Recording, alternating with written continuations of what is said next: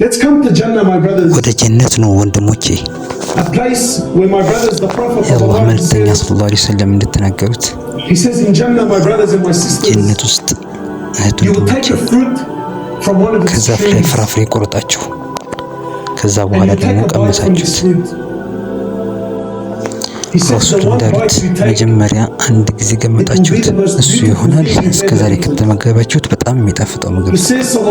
ረሱል አሉ ሁለተኛ ጊዜ ደግሞ ከዛ ፍሬ ላይ የምትገምጡት ከመጀመሪያው በጣም የጣፈጠ ይሆናል። ይሄ ደግሞ ከዛ ለዘላለም የመጀመሪያውን ቅምሻ ደግመህ አትቀምሳት ከዛ የተሻለ የበለጠ ቢሆን እንጂ። የአላህ መልእክተኛ ነብዩ ሰለላሁ ዐለይሂ ወሰለም አሉ በጀነት ውስጥ ሶላት የለም፣ መጾም የለም፣ ወደ ሽንት ቤት መሄድ የለም፣ እንደዚሁም መተኛት የለም፣ መታመም የለም፣ መድከም የለም። እህቶቻችንም የወር አበባ የሚባል ነገር የለም። ስሜታዊ መሆን የለም፣ በስሜት ከፍ ዝቅ ማለት ይሄ ሁሉ የሰማቶች ረሱላሉ በዛ ቦታ ውስጥ ውስጣዊ ደስታ አለ። አላህ ሱብሓነሁ ወተዓላ ምንድን ያለው ለዘላለም ዘውታሪ ሲሆኑ ይገቡባታል። ወላሂ አበዳ የሚለው ቃል መፈሰር አንችልም። አንዳንዴ ለወንድሞቻችን ያለን ወንድም ወደ ጀነት ከገባ ለዘላለም ነው። ምን አይነት ምሳሌ ተጠቀም ነው ዘላለማዊ ከሚለው ቃል ጋር እኩል የሆነ ምሳሌ ይመጣል። ሰዓት የለም፣ ገደብ የለም።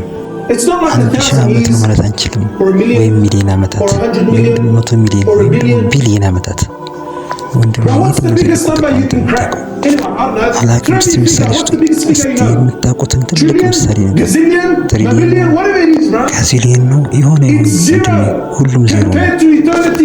ከዘላለማዊነት ጋር ሲወዳደር ሁሉም ዜሮ ነው። ከዑለማዎች የሚያምር ምሳሌ ይህችን ዱንያ ነሰባት አሉ። ኧረ እንዲያውም ዱንያ ነሳት።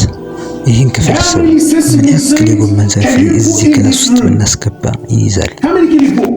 ስንት 1 ሚሊዮን ወይም ከዛ በላይ የጎመን ዘር ፍሬ ዑለማዎች አሉ። አስቡት ዱንያን ሙሉ በጎመን ዘር ፍሬ ሞላችሁት፣ ሙሉ መሬት ሁሉንም ሞላችሁ በጎመን ዘር ፍሬ ሞልታችሁ ከጨረሳችሁ በኋላ ከጀነት ጋር ስታነጻጽሩት አንድ ወፍ ትመጣለች። አስቡት ምሳሌውን። ዑለማዎች አሉ ያቺ ወፍ ትመጣለች በቢሊዮን ዓመት አንድ ጊዜ አንድ የጎመን ዘር ፍሬ ብቻ ይዛ ትሄዳለች። ዑለማዎች አሉ የጎመን ዘር ፍሬ አልቆ አንተ አሁንም ጀነት ውስጥ ነው ያለው። ዜሮ ሰዓት ራሱ የለም። ውስጣዊ ደስታ ማለት ይሄ ነው። ጀነት ውስጥ አሁን እንዳለንበት ሁኔታ ሆነ ያለው ገባው። የሆነች አሮጊት ሴትዮ ነብዩ መሐመድ ሰለላሁ ዐለይሂ ወሰለም ጋር መጣችና ጠየቀች፣ የአላህ መልእክተኛ ሆይ ለአሮጊት ሴት የሚሆን ጀነት ውስጥ ቦታ አለ አለች። ነብዩ መሐመድም አይ የለም ማለት ለአሮጊት ሴቶች ጀነት ውስጥ ቦታ የለም ማለት አዘነች። እሷ ነብዩ መሐመድ እነሱ አላት ጀነት ውስጥ ጀነት ውስጥ ይመልስሻል፣ በወጣትነት እድሜሽ ላይ ሆነሽ ለዘላለም በጀነት ውስጥ ትኖሪያለሽ አላት። ወንድሞች አሉ ጀነት ውስጥ ስንገባ ወደ ህይወታችን ጠንካራ የነበረበት ጊዜ ይመልሰናል። ይህንን ወጣቱ ያልተረዳችሁ ነገር ግን ትላልቅ ወንድሞቼ ይህን ነገር እንደምትረዱ ታውቃለህ። ነብዩ መሐመድ ሰለላሁ ዐለይሂ ወሰለም ሶሂህ በሆነ ሐዲስ ተናገሩ። አንድ ሰው ጀነት ውስጥ ሲገባ የአባታችንና ደም ቁመት የሚያክል ይሆናል፣ 60 ክንድ ማለት ነው። ላይ 60 ክንድ የሚስተካከል ነገር ለማግኘት ሞክሬያለሁ። ወደ 30 ሜትር ርዝመት ማለት ነው። 30 ሜትር ቁመት ይኖረናል። ቀጣዩ የተወሰነ ደቂቃ ደግሞ ስለ እናንተ ነው። እህቶቼ እንድታስቡ ፈልጋለሁ። የት ቦታ ላይ ነው እንከን የለሽ ውበት ይኖራችሁ? እናንተ እንከን የለሽ ውበት ይኖራችሁ መስታወት ስታዩ አይኖርም። ከመስታወት ከሄዳችሁ በኋላ ትላላችሁ ወይኔ ዛሬማ ልክ አይደለም። በጣም የሆነችን ሴት ያዙ። በዓለም ላይ በጣም ቆንጆ የሆነችን ሴት ያዙ። ሁሉም ሴቶች የሚቀኑባት የሆነችን ሴት ያዙ እና ያችን ሴትም ደግሞ ጠይቋት፣ ምርጫ ቢሰጥሽና ከሰውነትሽ አካል መስተካከል አለበት የምትይው ብትሏት አምጥላለች። ቢሆን ትንሽ አጠር ብል ወይ ትንሽ ረዘም ብል ወይ ይህንኛው ወፈር ቢል ወይ ይህንኛው አነስ ቢል እንደዚህ ቢሆን ብላ ትመኛለች። ይህ የምናያትና የምናደንቃት ሴት ራሱ ሙሉ የሆነ ውበት አላት። ያዩታልም ያውቁታል። ነገር ግን ጀነት ውስጥ ራስሽን ታያለሽ። ካየሻቸው ነገሮች ሁሉ ውቧ አንቺ ነሽ። ወንድሞቼ የሆነ ቦታ አስቡ፣ በጣም ጥሩ ጊዜ ያሳለፋችሁበትን ቦታ ወላሂ አስታውሰዋለሁ። አንድ ወንድሜ የነገረኝ እንደሚያስቃቃለሁኝ፣ ነገር ግን እሱ የተናገረው ከልቡ ነበር።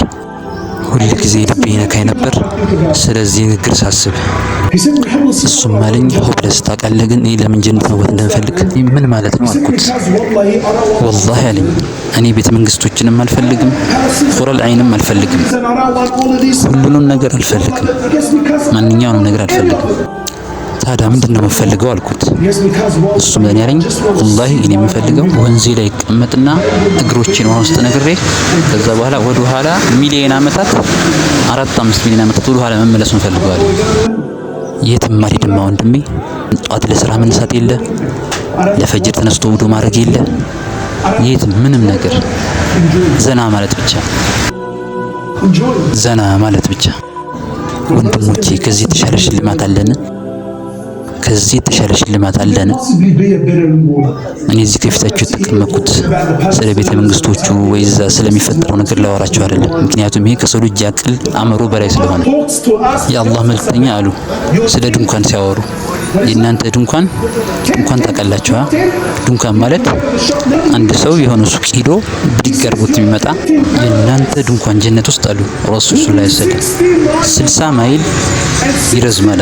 60 ማይል ደግሞ ወደ ጎን ይሰፋል እና እዛ ውስጥ ሴቶች አሉ። ሴት አላልኩም ሴቶች። ሐዲሱን ካልተናገርኩ ንገሩኝ። ሶሂህ ያልሆነ ሐዲስ ለመናገር ስላልተፈቀደ እዛ ውስጥ ሴቶች አሉ። ከርቀቱ የተነሳ አንዷ ሴት ሌላኛዋን ሴት ማየት እስኪያቅታት ድረስ። ወንድሞቼ ይሄ ስሜት ይሰጣችኋል? አኼራችንን መስዋዕት ማድረግ ለዚህ ቆሻሻ ዓለም ብለን ወላሂ ይሄ ነገር ስሜት ይሰጣልና እናንተ የዱንያን ህይወት ትመርጣላችሁ፣ በአኼራ ዘውታሪና የበላጭ የሆነውን ህይወት እያለላችሁ የምርችን ዱንያ መርጣችኋት በቁጥር የሚቆጠሩ ዓመታትን የምር ከአኼራ በተሻለ እሷን መርጣችኋት ዘላቂ የሆነውን አኼራ። እህቶቼ ምን እንዳትጨንቁ፣ አላህ አዘወጀል እናንተን ያስደስታችኋል። ወላሂ ምንም ይሁን ምንም ሑረል ዐይን ምንም ብታምር ነብዩ ሰለላሁ ዐለይሂ ወሰለም አሉ የዱንያ ሚስቶቻችሁ የሑረል ዐይን ንግስቶች ናቸው። ነብዩ መሐመድ አሉ ሲያነጻጽሩ ሻማን ከፀሐይ አጠገብ እንደማስቀመጥ ነው። ማወዳደር ራሱ አይችልም።